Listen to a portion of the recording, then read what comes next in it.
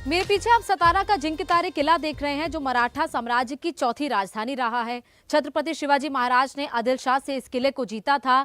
ये किला कई बार मुगलों के अधीन रहा, लेकिन मराठा समाज ने इस किले पर कई बार फतेह हासिल की। 1999 से पहले यहाँ पर कांग्रेस का वर्चस्व रहा। कांग्रेस यहाँ से कई बार चुनाव जीतती आई, लेकिन 1999 के बाद ये सीट एनसीपी का गढ़ बन गई।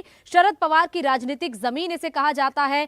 1999 से लेकर 2019 तक के सभी चुनाव एनसीपी यहाँ से जीती और यहाँ पर एनसीपी के कैंडिडेट उदयन राज भोसले होते थे, जो यहाँ से 3 बार सांसद चुने गए हैं। उदयन राज भोसले छत्रपति शिवाजी महाराज के ही वंशज हैं और बीजेपी ने इस बार उन्हीं पर दाव लगाया है। बीजेपी ने इस बार उन्हें ही मैदान में उतारा है और उनके खिलाफ शशिकांत शिंदे एनसीपी के उम्मीदवार हैं। ऐसे में देखना होगा कि छत्रपति शिवाजी महाराज के वंशज उदयन राज भोसले क्या बीजेपी का जीत का झंडा सतारा में बुलंद कर पाएंगे या फिर नहीं। आज हिंदुस्तान में मुगल नहीं है, मराठों की सेना नहीं है, लेकिन मराठवाड़ा में वर्चस्व की लड़ाई जारी है। सतारा में बीजेपी ने छत्रपति शिवाजी महाराज के वंशज उदयन राज भोसले पर दांव खेला है, तो शरद पवार ने शशिकांत शिंदे को मैदान में उतारा है। सतारा में जो एक बात सबको जोड़ती है, चाहे वो किसान हो, जवान हो या फिर व्यापारी हो, वो है छत्रपति शिवाजी का शौर्य। इस चुनाव में सतारा में 2 बड़े मुद्दे हैं, एक जवान और दूसरा किसान का।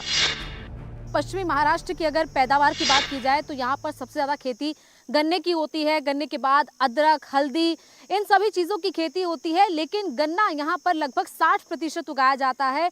सबसे ज्यादा यहाँ पर गन्ना होता है और इन्हीं गन्नों को जब किसान शुगर मिल में लेकर जाते हैं तो उनकी पेमेंट सही वक्त पर रिलीज की जाती है, सही वक्त पर उसकी पेमेंट होती है। लेकिन अगर इसी चीज को हम पश्चिमी यूपी से कंपेयर करें, क्योंकि वहां पर भी आप जानते हैं कि गन्ने की खेती बहुत ज्यादा होती है, लेकिन वहां का किसान इसी गन्ने के पेमेंट को लेकर हमेशा परेशान रहता है। सतारा की अगर मैं बात करूं तो यहाँ पर सही वक्त पर किसानों को उनके गन्ने की पेमेंट मिल पाती है।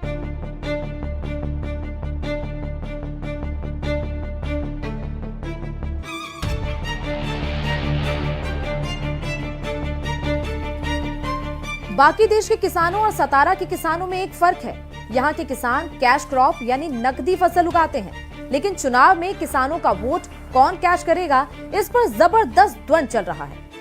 हम इस वक्त सतारा के कवठे गांव में पहुंचे हैं और इस गांव में जो लोग हैं उनसे आकर बात करेंगे, क्योंकि इस गांव में लोग खास तौर पर गन्ने की खेती करते हैं, क्योंकि सतारा वो इलाका है जहां पर सबसे ज़्यादा गन्ने की खेती होती है। महाराष्ट्र के अगर इलाकों की बात करें, और इतनी ज़्यादा खेती होती है कि वेस्टर्न यूपी का जो रिकॉर्ड है उसको भी तोड़ दिया जाता है, यानी कि वेस्टर्न यूपी से ज़्यादा खेती यहाँ पर गन्ने की होती है। और यहाँ पर जो शुगर मिल्स हैं वो चलती है। किस तरीके के पूरे यहाँ के किसानों के मुद्दे हैं या फिर क्या क्या और फसलें यहाँ पर उगाई जाती है, वो बात करने के लिए हमारे साथ इस वक्त अतुल जी हैं, उनके खेत में चलेंगे। अतुल जी, सबसे पहले अपना खेत बता दीजिए कि क्या क्या है, कहाँ पर आप क्या क्या उगाते हैं। ये जो खेत दिख रहा है ये अदरक का खेत है।